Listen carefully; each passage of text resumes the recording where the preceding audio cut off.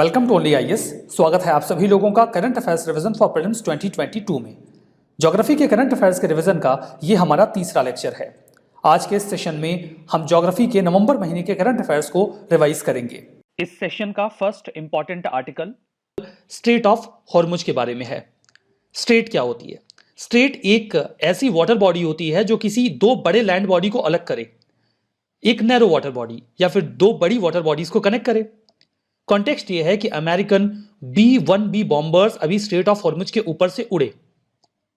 इसके साथ ही साथ उनके जो और अलाइज थे जैसे कि इजराइल, सऊदी अरेबिया, इनके भी फाइटर जेट साथ में उड़े। ऑब्जेक्टिव क्या था? ऑब्जेक्टिव था ईरान को धमकाना कि अगर आप इस एरिया में इंस्टेबिलिटी क्रिएट करते हैं तो देखिए हम अपना बॉम्बर उड़ा रहे हैं, कभी भी बॉम्ब गिरा देंगे। तो ईरान के ऊपर दबाव बनाने के उद्देश्य से यूएसए ने ऐसा किया है। बात करते हैं स्ट्रेट ऑफ हॉर्मुज के बारे में। स्ट्रेट ऑफ हॉर्मुज, इसकी लोकेशन सबसे पहले तो आप मैप में देखिए। देखिए ये है इंडिया, यहां पर आपको दिख रहा है ईरान, यहां पर है यूएई। तो ईरान और यूएई के बीच में ये जो बिल्कुल नैरो वाटर बॉडी आप देख रहे हैं, यही है स्ट्रेट ऑफ हॉर्मुज। इसका थोड़ा बड़ा मैप मैं आपको दिखा देता हूं। यही थोड़ा लार्ज है मैप। ये है पर्शियन गल्फ, ये है गल्फ ऑफ ओमान और ये है अरेबियन सी। यहां पर ये जो वाटर बॉडी है ये है स्ट्रेट ऑफ हॉर्मुज। यहां पर जो चौड़ाई है वो 33 किलोमीटर की है।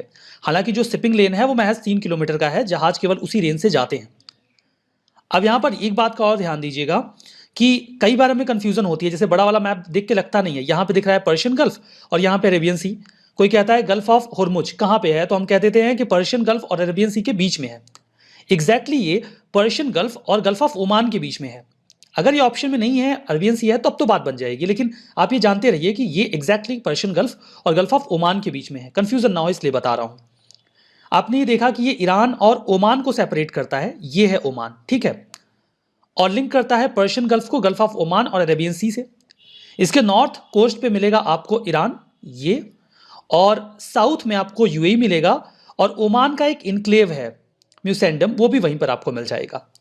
33 किलोमीटर वाइड है, लेकिन शिपिंग लेन 3 किलोमीटर अप्रॉक्सी है, ये मैं आपको बता चुका हूं ऑलरेडी। नेक्स्ट आर्टिकल जुआरी ब्रिज के बारे में है। जुआरी ब्रिज को जुआरी ब्रिज इसलिए कहते हैं क्योंकि ये जुआरी रिवर पे बन रहा है। उम्मीद है कि सितंबर 2022 तक बन जाएगा। जुआरी रिवर के आर पार जो पनाजी और मारगांव रीजन है, लोकेशंस हैं, उन्हें ये कनेक्ट करेगा। ये तैयार होने के बाद भारत का सबसे वाइडेस्ट ब्रिज होगा। अक्सर हम सबसे लंबे, सबसे ऊंचे ब्रिज की बात करते हैं, यहां पे ये सबसे चौड़ा ब्रिज होगा। गोवा की सबसे बड़ी रिवर है जुआरी। ये टाइडल रिवर है, जब टाइड आता है तो पानी ज्यादा हो जाता है, टाइड जाने के बाद कम हो जाता है। वेस्टर्न घाट का जो हेमद बारशम का रीजन है, वहीं से ये ओरिजिनेट होती है। 92 किलोमीटर लंबी है। हालांकि कुछ और भी स्ट्रीम्स इसमें जुड़ जाती हैं, जैसे कि मांडोवी स्ट्रीम और कंबरजुआ कनाल, ये भी इसी का हिस्सा है। हमारा नेक्स्ट आर्टिकल पकल दुल हाइड्रो इलेक्ट्रिक प्रोजेक्ट के बारे में है। पावर मिनिस्टर ने अभी इनॉग्रेट किया है जो मधुसूदन रिवर है, जिस पर ये हाइड्रो पावर प्रोजेक्ट लगाया जा रहा है, हाइड्रो इलेक्ट्रिक प्रोजेक्ट लगाया जा रहा है, उसमें एक डाइवर्जन को। यहां पे बात करते हैं कि ये जो हाइड्रो इलेक्ट्रिक प्रोजेक्ट है ये हमारे लिए इंपॉर्टेंट है। ये रिवर मरुसुदर पर ही बनाया जा रहा है। जो ये रिवर है मरुसुदर, ये चेनाब नदी की ट्रिब्यूटरी है, जो कि जम्मू कश्मीर के किश्तवाड़ डिस्ट्रिक्ट में आपको मिल जाएगी। इस प्रोजेक्ट की जो इंस्टॉल्ड कैपेसिटी है वो 1000 मेगावाट की है। इसका एनुअल एनर्जी जनरेशन होगा 3230 मिलियन यूनिट का। यह बनाने वाली एजेंसी है Chenab valley power project limited. Significance ये होगा कि 2030 तक अगर ये कंप्लीट हो जाता है, तो मतलब इस कंप्लीट होने के बाद 2030 तक जो हमारा टारगेट है 450 गीगावाट रिन्यूएबल एनर्जी का, उसे ये पूरा करने में थोड़ी मदद करेगा और उस रीजन के डेवलपमेंट में भी एक ओवरऑल कंट्रीब्यूट करेगा। मरुसुदर रिवर की बात करें तो चेनाब की सबसे बड़ी ट्रिब्यूटरी है, जो नुनकुन ग्लेशियर है, वहीं से ये ओरिजिनेट होती है। 133 किलोमीटर लंबी नदी है ये। हमारा नेक्स्ट आर्टिकल कामेंग रिवर के बारे में है। हाल की स्टडीज में यह पाया गया है कि जो लैंडस्लाइड्स हुई हैं, अर्थक्वेक आया था 3.4 मैग्नीट्यूड का चाइना और इंडिया के बॉर्डर के पास में, उसकी वजह से, लैंडस्लाइड की वजह से कामेंग रिवर में, अरुणाचल प्रदेश में कई सारी मछलियों की मौत हो गई। तो कामेंग रिवर जो है वो न्यूज में आया। कामेंग जो नदी है वो ब्रह्मपुत्रा नदी की राइट बैंक ट्रिब्यूटरी है। ये तवांग डिस्ट्रिक्ट जो ईस्टर्न हिमालय का है वहां पर ओरिजिनेट होती है। ये ईस्ट कामेंग डिस्ट्रिक्ट और वेस्ट कामेंग डिस्ट्रिक्ट जो अरुणाचल प्रदेश का है वहां पर बॉर्डर भी बनाता है। तो देखिए ये अरुणाचल प्रदेश का मैप है, ये है ईस्ट कामेंग और ये है वेस्ट कामेंग। यहां पर जो रिवर आपको ड्रॉ होती हुई दिख रही है यही है कामेंग, जो यहां पे आके ब्रह्मपुत्रा नदी में मिल जाती है। ठीक है, फर्दर काजीरंगा नेशनल पार्क और पखोई वाइल्ड लाइफ सेंचुरी ये कामेंग रिवर के पास में ही लोकेटेड है। हमारा नेक्स्ट आर्टिकल काहो विलेज के बारे में है। ये विलेज न्यूज में है बिकॉज इसके ऊपर अरुणाचल प्रदेश एक डॉक्यूमेंट्री तैयार कर रहा है ताकि हम इंडिपेंडेंस की जो 75th एनिवर्सरी है उसे सेलिब्रेट कर सकें। ये गांव आपको इंडिया चाइना बॉर्डर पे मिलेगा। कई बार इसे देश का पहला गांव भी कहा जाता है। खैर ये तो सब्जेक्टिव बात है, मतलब किस तरफ से, पूर्व की ओर, नॉर्थ की ओर पहला गांव कुछ और होगा, साउथ की ओर कोई और होगा, और ऑब्वियसली ईस्ट की ओर भी, वेस्ट की ओर भी कोई और होगा, बट कई बार कह दिया जाता है। आखिर ये गांव न्यूज में क्यों है? काहो गांव के जो लोग थे उन्होंने 1962 के वॉर के दौरान इंडियन आर्म फोर्सेस की काफी मदद की थी, जबकि चाइनीज सोल्जर्स बहुत बड़ी संख्या में थे और इंडियन सोल्जर्स की संख्या कम थी। इसलिए काहो विलेज के लोगों के इस कंट्रीब्यूशन को देश याद करता है। काहो विलेज आपको इंडिया चाइना बॉर्डर पे मिलेगा, जो कि आपको एंजॉ में मिलेगा। एंजॉ एक डिस्ट्रिक्ट है, ये है एंजॉ डिस्ट्रिक्ट, आप मैप में देख सकते हैं। अरुणाचल प्रदेश में टोटल 11 डिस्ट्रिक्ट हैं, उनमें से एक एंजॉ है और एंजॉ में ही आपको ये गांव मिलेगा। डेमोग्राफी के अकॉर्डिंग 2011 का डेटा जो हमारे पास है, इस गांव में अब वर्तमान में केवल 65 रेसिडेंट्स ही हैं और वहां का लिटरेसी रेट 64.15% का है। यहां रहने वाले लोग मेयोर कम्युनिटी से बिलोंग करते हैं। हमारा नेक्स्ट आर्टिकल चिली के बारे में है। कुछ समय पहले हुआ था पेंडोरा पेपर्स का लीक। बहुत बड़े नंबर्स में, मिलियंस के नंबर में पेपर्स को लीक किया गया, जिसके माध्यम से यह पता चला कि दुनिया भर की वेरियस पर्सनैलिटीज जो टैक्स हेवंस हैं वहां पर अपने पैसे को छुपा रहे हैं। इंडिया के भी कई सारे लोगों का, जो बहुत ही प्रोमिनेंट लोग हैं, उनका नाम इस पेपर लीक में आया था, जिससे यह क्लियर हुआ, बहुत बड़े बड़े नाम भी इसमें आए। इसमें नाम आया था चिली के प्रेसिडेंट का भी, सेबेस्टियन पिनेरा का, कि उन्होंने अपने पैसे दूसरे देशों में छुपा के रखे हैं टैक्स बचाने के लिए। तो पेंडोरा पेपर लीक्स में ही ये नाम आए थे। इसी बात को आधार बनाकर अभी 9 नवंबर को इन्हें चिली के लोअर हाउस के द्वारा इम्पीच कर दिया गया, मतलब इनके पद से हटा दिया गया। चिली की बात करते हैं। यह आपको साउथ अमेरिका के वेस्टर्न पार्ट पे लोकेटेड मिलेगा। मैप में अगर आप लोकेशन देखना चाहें तो यहां देखिए, यह है साउथ अमेरिका और यह है चिली। मैप में आपको लोकेशन दिख रही है। यह लंबे और नैरो स्ट्रिप के फॉर्म में एक देश है जो कि एंडीज माउंटेन्स और पैसिफिक ओशन के बीच में मिलेगा। 7,56,000 स्क्वायर किलोमीटर का एरिया है। सदर्न मोस्ट कंट्री है जो कि अंटार्कटिका के काफी नजदीक में भी है। ये पेरू, बोलीविया और अर्जेंटीना के साथ अपना बॉर्डर शेयर करता है। ये अर्जेंटीना है, ये बोलीविया है और ये है पेरू। ठीक है, हमारा next article national interlinking of reverse authority के बारे में है, यानी कि नीरा के बारे में। गवर्नमेंट ऑफ इंडिया प्लान कर रही है कि इस बॉडी को बनाते हैं। नीरा क्यों बनाएंगे इसे बनाया जाएगा ताकि इंडिया में रिवर लिंकिंग प्रोजेक्ट्स को अच्छे से रन किया जा सके। रिवर लिंकिंग का मतलब समझ रहे हैं ना, एक नदी को दूसरी नदी से जोड़ देना। नीरा का क्या काम होगा? बनने के बाद उम्मीद यह है कि ये एक इंडिपेंडेंट ऑटोनॉमस बॉडी होगी जो अपने हिसाब से काम करेगी। काम क्या करेंगे? प्लान करेंगे कि कौन सी नदी को जोड़ा जाए, इन्वेस्टिगेट करेंगे कि नदी को जोड़ा जा सकता है कि नहीं, फाइनेंसिंग, पैसे कहाँ से आएंगे, और पूरे प्रोजेक्ट को इंप्लीमेंट करना, ये इनका काम होगा। कौन होगा हेड इसका? हेड होगा कोई भी गवर्नमेंट ऑफ इंडिया का सेक्रेटरी रैंक ऑफिसर, सचिव के स्तर का कोई अधिकारी इसका हेड होगा। क्या इसके पहले कोई ऐसी संस्था नहीं थी जो रिवर लिंकिंग का काम करती थी? क्योंकि रिवर लिंकिंग कोई आज का आइडिया तो है नहीं, बहुत पहले से चला आ रहा है। इसके पहले भी हमने कई दफ़ा रिवर लिंकिंग के बारे में आपने ऑब्वियसली पढ़ा होगा, सुना होगा। अभी तक ये काम NWDA के पास था, यानी कि नेशनल वाटर डेवलपमेंट एजेंसी के पास। नीरा अगर आ जाएगा तो वो रिप्लेस कर देगा NWDA को। जैसा कि मैंने कहा कि ये प्रोजेक्ट या ये जो रिवर लिंकिंग का आइडिया है ये काफ़ी पुराना है। जब ब्रिटिशर्स इंडिया में हुआ करते थे उसी समय एक इरिगेशन इंजीनियर हुआ करते थे, नाम था सर आर्थर कॉटन। उन्होंने for the first time idea suggest किया था कि क्यों ना हम गंगा को कावेरी से जोड़ दें। यद्यपि उस समय उनका ऑब्जेक्टिव कुछ और था, वो इसे नेविगेशनल पर्पज से करना चाहते थे ताकि ट्रांसपोर्टेशन बढ़िया हो जाए और हम गंगा से कावेरी के रीजन तक आसानी से वाटर चैनल से जा सकें। अभी जो रिवर लिंकिंग की जा रही है उसका ऑब्जेक्टिव कुछ और है। अभी की रिवर लिंकिंग का ऑब्जेक्टिव ये है, इंडिया में 2 तरीके की नदियां हैं। एक तो है पेरेनियल रिवर्स जो कि साल भर बहती रहती हैं, उनमें हमेशा पानी रहता है। और कुछ नदियां ऐसी हैं जो पेरिनियल नहीं है, मतलब उनमें साल के कुछ महीनों में पानी पूरी तरीके से सूख जाता है। तो इन नदियों को आप वाटर सरप्लस कहेंगे और इन नदियों को कहेंगे वाटर डेफिशिएंट। तो रिवर लिंकिंग का ऑब्जेक्टिव ये है कि अगर यहाँ पे सरप्लस पानी है तो क्या होगा उस पानी का, वो समंदर में चला जाएगा ना, कहीं रुकेगा थोड़ी। तो ये जो वाटर सरप्लस वाले रिवर्स हैं, हम इनको लिंक कर दें वाटर डेफिशिएंट रिवर से और इस पानी को डाइवर्ट करके हम इस रिवर में लेके चले आए। इससे पानी की जो जरूरत है अलग अलग रीजन में वो पूरी होगी, हमारे पास खेती के लिए ज्यादा पानी होगा, अच्छा अनाज उगेगा। ये वर्तमान में इंटर लिंकिंग ऑफ रिवर्स का ऑब्जेक्टिव है। नीरा काम कैसे करेगा? ये जो आसपास के देश हैं उनके साथ कोऑर्डिनेट करेगा, क्योंकि कई नदियां एक से ज्यादा देशों में बहती हैं। जो वेरियस डिपार्टमेंट है स्टेट्स के, उनके साथ भी कम्युनिकेट करके रिवर लिंकिंग को ये आगे बढ़ाएंगे। इनके पास इन्वायरमेंटल, वाइल्ड लाइफ और फॉरेस्ट क्लियरेंस का भी राइट होगा, क्योंकि जब आप नदियों को जोड़ेंगे तो बीच में कुछ इन्वायरमेंटल इश्यूज भी आएंगे। इनके पास पावर होगा कि ये फंड्स रेज कर सकते हैं और जो भी फंड बोरो किया गया है उसकी रिपोजिटरी अपने पास रख सकते हैं, जिस पर ये पूरा प्रोजेक्ट वर्क करेगा। ये किसी भी पर्टिकुलर रिवर लिंकिंग प्रोजेक्ट के लिए स्पेशल पर्पस व्हीकल भी बना सकते हैं। स्पेशल पर्पस व्हीकल कोई गाड़ी नहीं होती है, रदर ये एक ऐसी बॉडी होती है जिसे जिम्मेदारी सौंप दी जाती है कि इन दो नदियों को जोड़ने का काम आपका है, आपकी जिम्मेदारी है, आप करिए, ये फंड है। तो उसे कहा जाता है स्पेशल पर्पस व्हीकल। इंडिया में ये प्रपोज्ड रिवर लिंकिंग प्रोजेक्ट्स हैं जिन्हें इस मैप में शो किया गया है। आप चाहें तो इसे पॉज करके देख भी सकते हैं। हमारा next article scientific expedition to Antarctica के बारे में है। इंडिया ने सक्सेसफुली अभी 41st साइंटिफिक एक्सपीडिशन अंटार्कटिका में कंप्लीट किया। इसका जो फर्स्ट बैच है या कॉन्टिजेंट है वो सदर्न अंटार्कटिका में पहुंच गया। देखिए अंटार्कटिका ये आप देख पा रहे हैं जो इंडिया के साउथ में पड़ेगा।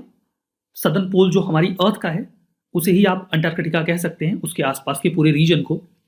अब यहां पर देखिए जो साइंटिस्ट हैं national centre for polar and ocean research के, इंडियन मेट्रोलॉजिकल डिपार्टमेंट के और Indian institute of geo magnetism के, वो सभी साइंटिस्ट इस 41st कॉन्टिजेंट में गए हैं।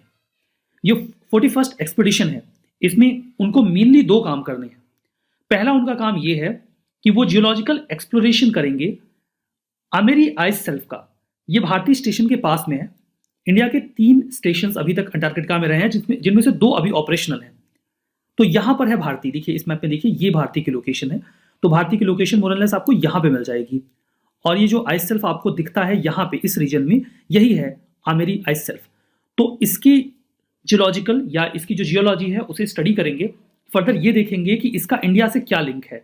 ऐसा माना जाता है कि इंडिया कभी ना कभी अंटार्कटिका से कनेक्टेड था। हम इंडियन पेनिनसुला की बात कर रहे हैं, तो ये कैसे कनेक्टेड था, उसका क्या लिंक है अंटार्कटिका के साथ पास्ट में, उसे हम स्टडी करने का ट्राई करेंगे। और दूसरे प्रोग्राम में हमें जो आइस कोर है मैत्री के नजदीक का उसे ड्रिल करना है। हमारा रिसर्च स्टेशन है मैत्री, इनकी लोकेशन अभी मैं आपको दिखा दूंगा। ये जो ड्रिलिंग की जाएगी इसमें इंडिया का साथ देगा ब्रिटिश अंटार्कटिक सर्वे। सिग्निफिकेंस क्या है, इसके माध्यम से हम अंटार्कटिका के क्लाइमेट को और बढ़िया समझेंगे। वेस्टर्ली विंड्स, सी आइस और ग्रीन हाउस गैसेस का जो इम्पैक्ट है, इन सभी चीजों को हम पिछले 10,000 सालों के टाइम स्पैन में स्टडी करने की कोशिश करेंगे। इंडिया अंटार्कटिका में कैसे पहुंचा है। 1981 में हमने भी प्लान बनाया कि हम भी अंटार्कटिका में जाएंगे। पहली ट्रिप जो थी वो 21 साइंटिस्ट की थी, जिसे लीड किया जा रहा था डॉक्टर एस.जेड. कासिम जी के द्वारा। उसके बाद इंडिया ने कई सारे रिसर्च बेस्ड स्टेशन बनाए। पहला बना दक्षिण गंगोत्री 1983 में, दूसरा मैत्री 1988 में और तीसरा भारती 2012 में। लोकेशन देखिए ये है दक्षिण गंगोत्री, अभी ये ऑपरेशनल नहीं है। यहीं पर कुछ दूरी पर लोकेशन है मैत्री की और यहाँ पर है भारती। तो 3 लोकेशंस वहाँ पे बनाई गई हैं। National centre for polar and ocean research ये पूरे इंडिया के अंटार्कटिक प्रोग्राम को मैनेज करता है। इसके बारे में बात करें तो ये एक ऑटोनॉमस इंस्टीट्यूशन है मिनिस्ट्री ऑफ अर्थ साइंसेज के तहत, सिचुएटेड है गोवा में। इनके मेनली काम होते हैं कि ये इंडिया का जो अंटार्कटिक प्रोग्राम है उसे अच्छी तरीके से एडमिनिस्टर करें और इंडियन गवर्नमेंट जो अंटार्कटिक रिसर्च स्टेशन बना चुकी है भारती और मैत्री जो अभी वर्क कर रहे हैं, उन्हें ऑपरेशनलाइज करें और मेंटेन करें। हमारा नेक्स्ट आर्टिकल रेजांग ला के बारे में है। नवंबर 18 को 59th एनिवर्सरी ऑब्जर्व की गई बैटल ऑफ रेजांग ला की। यहां पर इसी दौरान एक मेमोरियल भी इनॉग्रेट किया गया। 13 कुमाऊं रेजिमेंट की जो ट्रूप्स थे, जो सैनिक थे, इन्होंने 1962 के वॉर में चाइनीज पीपल्स लिबरेशन आर्मी के सोल्जर्स के कई सारे वेव्स को बहुत ही बहादुरी के साथ इसी पास में झेला था।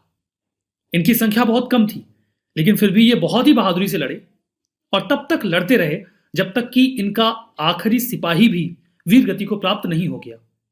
फ्रीजिंग टेम्परेचर में लिमिटेड एम्यूनिशन यानी कि हथियारों के साथ ये लड़ाई बहुत ही बहादुरी से लड़ी गई थी। रेजांग ला के बारे में बात करते हैं। माउंटेन पास है, लद्दाख में मिलेगा, लाइन ऑफ एक्चुअल कंट्रोल के पास में। ये जो गांव है चुसुल और स्पंगूर लेक जो है, इन दोनों के बीच में लोकेटेड मिलेगा। 18 नवंबर 1962 को जो हेरोइक बैटल इंडियन सोल्जर्स ने लड़ा था, उसके लिए इस जगह को याद किया जाता है। काफी इंपॉर्टेंट है डिफेंस पर्सपेक्टिव से भी। हमारा नेक्स्ट आर्टिकल अर्थ के फर्स्ट लैंड मास के बारे में है। आप किसी भी माइथोलॉजी में जाइए, चाहे सुमेरियन माइथोलॉजी में या फिर हिंदू माइथोलॉजी में, आपको एक कहानी लगभग हर जगह मिलती है कि एक समय ऐसा था जब पूरी धरती को जलमग्न कर दिया गया। मतलब पूरी धरती पर पानी ही पानी था, कोई कॉन्टिनेंट नहीं था। एक समय ऐसा था जब पूरी धरती पर सिर्फ पानी था। यह समय माना जाता है कि 2.4 बिलियन से 4 बिलियन ईयर्स एगो रहा होगा, ऐसी मान्यता है। उसके बाद धीमे धीमे टेक्टोनिक एक्टिविटीज की वजह से, वॉल्केनिक एक्टिविटीज की वजह से जो लैंड मास था उस पानी के ऊपर आ गया। इंडियन सबकॉन्टिनेंट की अगर बात करें तो आखिर इंडियन सबकॉन्टिनेंट का कौन सा हिस्सा सबसे पहले पानी के ऊपर आया? वर्तमान मान्यता के अनुसार जो सबसे पहला हिस्सा इंडियन सबकॉन्टिनेंट का पानी के ऊपर आया वो आया 2.5 बिलियन ईयर्स एगो। ये वर्तमान मान्यता है। लेकिन अभी की जो स्टडी है वो ऐसा कहती है कि ये डेटा गलत है। इंडिया का या इंडियन सबकॉन्टिनेंट का वो हिस्सा जो सबसे पहले धरती पर आया वो 2.5 बिलियन ईयर्स से कहीं पहले था, यानी कि 3.3 बिलियन या फिर 3.2 बिलियन ईयर्स एगो धरती पर, या जो ये हमारा इंडियन सबकॉन्टिनेंट है, इसका लैंड मास पानी के ऊपर आ गया था। कौन सा हिस्सा सबसे पहले पानी के ऊपर आ गया इंडियन सबकॉन्टिनेंट का, जिसे हम क्रेटॉन कहते हैं? झारखंड का सिंहभूम वाला रीजन। ऐसी मान्यता अभी जो स्टडी में निकल के आ रहा है, मान्यता नहीं, जो अभी स्टडी में निकल के आ रहा है वो ये है कि ये सबसे पहले ऊपर आया। इस स्टडी को कंडक्ट किया गया था इंडिया, ऑस्ट्रेलिया और यूएसए के रिसर्चर्स के द्वारा। क्या सबूत है आपके पास कि यही हिस्सा सबसे पहले आया? हमने सैंडस्टोन्स को स्टडी किया। जब हम सिंह भूमि के सैंडस्टोन्स को स्टडी कर रहे थे तो वहां पर हमें कुछ रिवर चैनल्स मिले, मतलब ऐसी जगह जहां से नदियां गुजरी हों, कुछ टाइडल प्लेन्स जैसे समंदर की लहरें जमीन से टकराई हों, या फिर बीचेस। इन सबके होने की पहली शर्त है कि वहां पर जमीन हो। बिना जमीन के ना तो नदी बनेगी, समंदर के भीतर तो नदी बहेगी नहीं, टाइडल प्लेन्स नहीं बन सकते और बीचेस नहीं बन सकते। और ये सभी चीजें हमें 3.2 बिलियन ईयर्स ओल्ड मिले हैं। मतलब ये हिस्सा इतने पहले तो जमीन बनी गया था। वाटर बॉडीज को जब हम स्टडी कर रहे थे तो हमें पता चला कि हाँ, ये जमीन रही होगी उतने समय पहले, तभी ये लैंडमास हमें समझ में आ रहा है। जो सिंहभूम रीजन है, इसी आधार पर कह रहे हैं कि 3.1 बिलियन ईयर एगो जमीन पर आ गया था, मतलब पानी के ऊपर आ गया था। ऐसे ही पैचेस हमें ऑस्ट्रेलिया और साउथ अफ्रीका में भी मिलते हैं। जिरकॉन्स यानी कि यूरेनियम, रॉक्स में जो हमें यूरेनियम मिला है उसकी भी मास स्पेक्ट्रोमेट्री करके, जो एक मैकेनिज्म है कैलकुलेशन का, हमने रॉक्स की एजेस को कैलकुलेट किया और ये समय भी हमें यही 3.1 या 2 बिलियन ईयर्स एगो का मिल रहा है। वॉल्केनिज्म, ग्रेनाइट की चट्टानी जिनसे सिंहभूमि का कॉन्टिनेंटल क्रस्ट बना है, हमने उसे भी स्टडी किया और वो भी हमें 3.5 टू 3.1 बिलियन ईयर्स एगो का मिल रहा है। ये माना जा रहा है कि उस समय एक्सटेंसिव वॉल्केनिज्म था, मतलब जो वॉल्केनोज थे वो बहुत ज्यादा इरप्ट हो रहे थे और उसी से धीमे धीमे जो लैंड मास है वो पानी के ऊपर निकल आया। ये प्रक्रिया कई सालों चली होगी। लेस डेंसिटी और थिकनेस जो उस समय वॉल्केनिक एक्टिविटीज में रही होगी, उसी की वजह से क्रस्ट तैयार हो गए। इनके आने के बाद डेफिनेटली वहां पर कुछ ऑर्गेनिजम्स डेवलप हुए होंगे जिन्होंने फोटोसिंथेटिक एक्टिविटीज करके हमारे एटमॉस्फेयर में ऑक्सीजन की मात्रा को बढ़ाया होगा और बाकी जो ह्यूमन हिस्ट्री है या फिर ऑर्गेनिजम्स की हिस्ट्री है वो उसके बाद आगे बढ़ी होगी। तो ये नई स्टडी हमारे सामने आई है। हमारा नेक्स्ट आर्टिकल ताइवान स्ट्रेट के बारे में है। हाल ही में यूएसए का Arleigh Burke class guided missile destroyer USS Milius, ये ताइवान स्ट्रेट से होकर गुजरा। चाइना डेफिनेटली इससे चिढ़ गया होगा। ताइवान जो खुद को एक इंडिपेंडेंट कंट्री मानता है, यद्यपि दुनिया के मैक्सिमम देश इसे स्वीकार नहीं करते और चाइना का हिस्सा मानते हैं, और ऑफिशियली कई सारे देश इसे चाइनीज ताइपे पुकारते हैं, फिर भी ताइवान अपने आप में आजाद है। उनके पास अपनी आर्मी, अपना लेजिस्लेचर और अपना पॉलिटिकल सिस्टम है।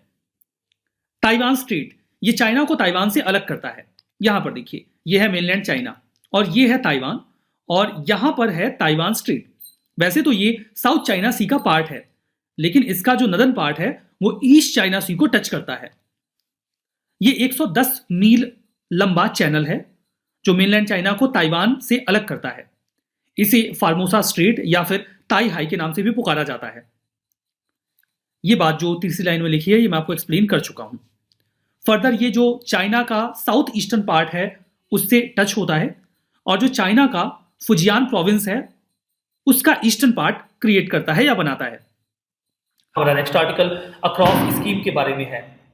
यूनियन कैबिनेट ने अभी अप्रूव कर दिया है इस अम्ब्रेला स्कीम को।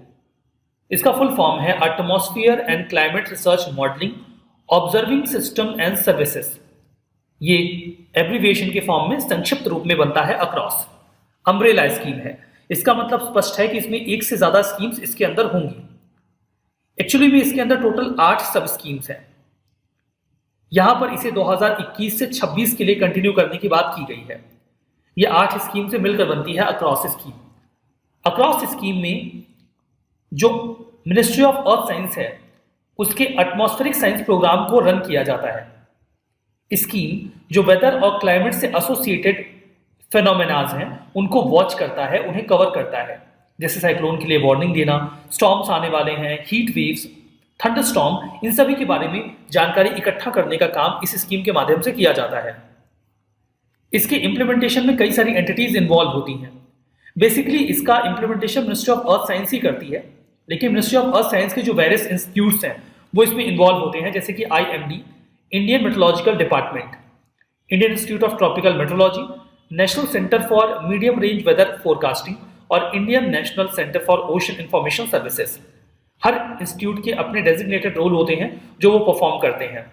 सिग्निफिकेंस की बात करें तो इससे वेदर, क्लाइमेट और ओशन को लेकर जो हमारी पहले की जानकारी है वो बेहतर होती है। हम वो cyclone, storm surges, heat waves को लेकर पहले से वार्निंग दे पाते हैं, जिससे इसका खतरा काफी हद तक कम हो जाता है। हमारा नेक्स्ट आर्टिकल लिथियम के बारे में है। अफगानिस्तान में जैसे ही तालिबान का कब्जा हुआ, दुनिया भर के कई सारे देश वहां के रिसोर्सेज पर निगाह गड़ाने लगे। वहां का एक रिसोर्स जिस पर सबसे ज्यादा कई सारी कंट्रीज की निगाह है वो है लिथियम। इसमें चाइना के इंटरेस्ट बहुत ज्यादा इन्वॉल्व है। चाइना ने इसी वजह से जो अफगानिस्तान में तालिबान की सरकार है उसे बैकअप भी दिया ताकि वो उनके रिसोर्सेज को एक्सप्लॉइट कर सके। और अब हम देख रहे हैं कि कई सारी चाइनीज कंपनीज ने तो ऑन साइट इंस्पेक्शन भी स्टार्ट कर दिया है कि उन्हें लिथियम के डिपॉजिट्स कहाँ मिल सकते हैं अफगानिस्तान में। लिथियम एक सॉफ्ट सिल्वर व्हाइट कलर का मेटल होता है, काफी हल्का होता है। अगर कहें तो सॉलिड मेटल्स में ये सबसे हल्का होता है, काफी रिएक्टिव होता है और आसानी से जल भी जाता है, इसीलिए इसे मिनरल ऑयल में स्टोर करना पड़ता है।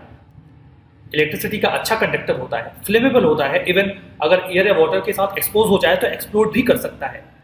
इसका इस्तेमाल कई सारी नई टेक्नोलॉजीज में किया जाता है, लाइक सेरेमिक्स, ग्लास, टेलीकम्युनिकेशन और एरोस्पेस इंडस्ट्रीज। जो बहुत ही मैसिव यूज है वो लिथियम आयन बैटरीज में होता है, जिसका इस्तेमाल मोबाइल्स, लैपटॉप्स और इलेक्ट्रॉनिक व्हीकल्स में किया जाता है। ये lubricating gases high energy additive के तौर पे भी रॉकेट्स में यूज किया जाता है। हमारा नेक्स्ट आर्टिकल इंग्लिश चैनल के बारे में है। ब्रिटेन और फ्रांस के बीच में वार ऑफ वर्ड्स स्टार्ट हो गया है, मतलब शब्दों का युद्ध। शब्दों का युद्ध का मतलब यही है कि एक दूसरे के ऊपर छीटाकसी करना, आरोप लगाना। ऐसा क्यों हुआ? 1 दर्जन से ज्यादा माइग्रेंट्स इंग्लिश चैनल में डूब के मर गए। जो एग्जैक्ट नंबर है वो 23 है। एक्चुअली में देखिए, ये मैप आपको दिख रहा होगा यूरोप का, ये है कॉन्टिनेंटल यूरोप और ये है यूरोप का वो हिस्सा जो एक आइलैंड पे बसा हुआ है। यहीं पर आपको मिलता है यूके यानी कि यूनाइटेड किंगडम। इसके बीच का ये जो वाटर बॉडी वाला हिस्सा है ये है इंग्लिश चैनल। अगर किसी को कॉन्टिनेंटल यूरोप से यूके जाना है तो उसे इस पानी की बॉडी को क्रॉस करना होगा। मतलब फ्रांस से यूके जाने के लिए आपको एक बोट की आवश्यकता पड़ेगी, अगर आप वाटर सरफेस से जाना चाहते हैं तो। बाकी और भी तरीके हैं जाने के ना। अब यहां पे देखिए, कुछ माइग्रेंट्स एक बोट में फ्रांस से यूके जा रहे थे और वो बीच में बोट जो है वो डूब गई और उसमें 23 लोगों की जान गई। उसके बाद ब्रिटेन ने आरोप लगाया फ्रांस के ऊपर कि आप माइग्रेंट्स की ऐसी एंट्री को रोकिए। फ्रांस ब्रिटेन के ऊपर आरोप लगा रहा है, यही सब चल रहा है। खैर, उनका हम क्या करेंगे। हम बात करते हैं इंग्लिश चैनल के बारे में। इंग्लिश चैनल अटलांटिक ओशन का पार्ट है। I repeat, English channel Atlantic ocean का पार्ट है। ये जो ब्रिटेन, ये यूके का ही पार्ट है ब्रिटेन, और फ्रांस का नदन पार्ट उसको यूं कहिए तो अलग करता है इस वाटर बॉडी के थ्रू। ये नॉर्थ सी और अटलांटिक ओशन को जोड़ता है। जैसे यहाँ पे नॉर्थ सी है, ये अटलांटिक ओशन है, तो इंग्लिश चैनल एक कनेक्टिंग रूट की तरह वर्क करता है। 350 मील में फैला हुआ है और सबसे कम जगह जो आपको मिलेगी वो स्ट्रेट ऑफ डोवर पे मिलेगी, वो यहाँ पे है। ठीक है, यहाँ पे सबसे कम स्पेस होता है। ये बिजिएस्ट शिपिंग एरिया है पूरी दुनिया का। हमारा नेक्स्ट आर्टिकल सोलोमन आइलैंड के बारे में है। चाइना दुनिया भर में अलग अलग प्रकार के डिप्लोमेसी इस्तेमाल करने के लिए जाना जाता है। अब उनकी एक नई प्रकार की डिप्लोमेसी दुनिया के सामने आई है, that is cheque book diplomacy. क्या है ये? नाम से स्पष्ट है, आप किसी को कोई एक चेक यानी कि अमाउंट देते हैं और उसके बदले में अपना कोई काम निकलवा लेते हैं। चाइना ने सोलोमन आइलैंड में यही किया। क्या किया समझेंगे, पहले आप लोकेशन देखिए। ये आपको ऑस्ट्रेलिया दिख रहा है, यहाँ पे है पापुआ न्यू गिनी और ये सोलोमन आइलैंड है। ये आइलैंड्स का एक ग्रुप है जो कि एक कंट्री के रूप में एग्जिस्ट करता है। ये है वनुआतू। पूरा मामला क्या है समझिए। देखिए, सोलोमन आइलैंड दुनिया के कुछ चुनिंदा देशों में से एक हुआ करता था जो ताइवान को एक इंडिपेंडेंट कंट्री की मान्यता देता था।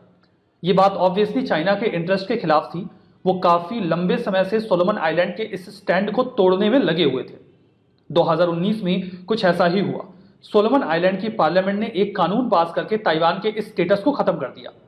फर्दर उन्होंने चाइना के साथ अपने डिप्लोमेटिक रिलेशंस को बढ़ाना भी शुरू कर दिया।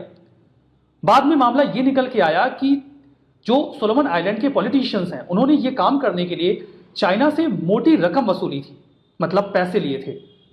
मतलब ये निकला कि चाइना ने सोलोमन आइलैंड के पॉलिटिशियंस को ब्राइब करके अपना काम निकलवा लिया।